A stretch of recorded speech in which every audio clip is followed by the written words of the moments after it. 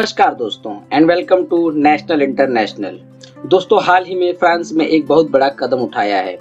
France में vote हुए हैं कि हिजाब पहनकर स्पोर्ट्स में पार्टिसिपेट करना चाहिए या नहीं। इस समय यह टॉपिक फ्रांस में बहुत डिस्कस किया जा रहा है, जैसा कि आप इस आर्टिकल में देख सकते हैं। और इस टॉपिक को Muslim majority countries extensively cover कर रही हैं। यह अल जजीरा का आर्टिकल है। अगर मैं बोलता हूँ हिजाब पर बैन लगा रहे हैं, इसका मतलब यह है कि सिर्फ हिजाब पर। इसे बुर्के से कंफ्यूज मत कर लेना। बुर्का अलग होता है और हिजाब अलग होता है। वैसे भी बुर्का फ्रांस में ऑलरेडी बैन है। मुस्लिम मेजॉरिटी कंट्रीज के इस टॉपिक के एक्सटेंसिवली कवर करने का रीज़न यह है कि बहुत सारी जो एथलीट्स पाकिस्तान से, ईरान से और भी मुस्लिम मेजॉरिटी कंट्रीज से आती हैं, वह स्पोर्ट्स में हिजाब पहनकर ही पार्टिसिपेट करती हैं।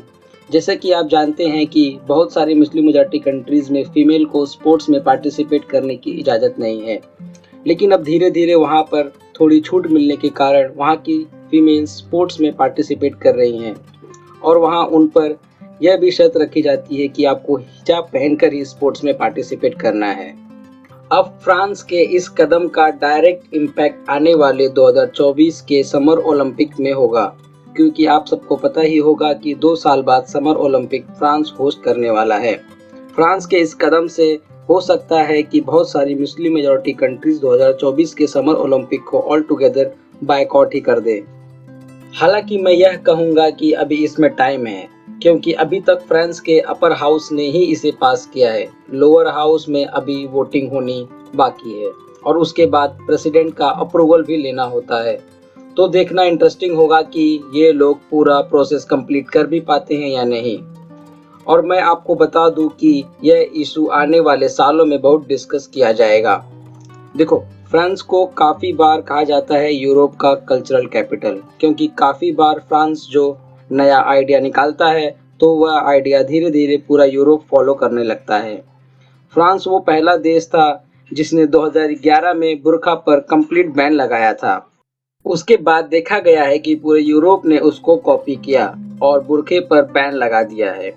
रिसेंटली यह भी देखा गया है कि यूरोपियन यूनियन के टॉप कोर्ट ने यह भी हियरिंग दी कि कोई भी फीमेल जो यूरोपियन यूनियन के कंट्री में काम करती है विद द हेड काफ, इस बेसिस पर वह कंपनी उस वुमेन को सस्पेंड भी कर सकती है। ये साल फ्रांस के लिए बहुत ही इम्पोर्टेंट है, क्योंकि इस साल फ्रांस में होने हैं प्रेसिडेंशियल इलेक्शन। इसकी वजह से बहुत सारे आइडिया जो काफ़ी टाइम से दबे हुए थे वह अब बाहर आ रहे हैं। इसलिए देखा गया है कि फ्रांस की बहुत सारी राइट विंग पार्टीज इकट्ठा हो गई और अपर हाउस में वोटिंग करके हिजाब पे बैन वाला प्रस्ताव पारित करवा दिया। देखो, जैसे जैसे ओलंपिक पास में आएगा वैसे वैसे यह इशू इंटरनेशनलाइज हो जाएगा। देखो, ऐसा नहीं है कि मुस्लिम स्पोर्ट्स वुमन सिर्फ ईरान की हो या पाकिस्तान की हो, वह इंडिया की भी हो सकती है। रिलीजियस फ्रीडम एक ह्यूमन राइट्स है, जिसको जो रिलीजन फॉलो करना है वह उस पर्टिकुलर ह्यूमन का डिसीजन होना चाहिए। और हिजाब पहनकर खेलना यह भी उस वुमन के डिसीजन होना चाहिए। मेरे हिसाब से यह इशू स्पोर्ट्स में आना ही नहीं चाहिए।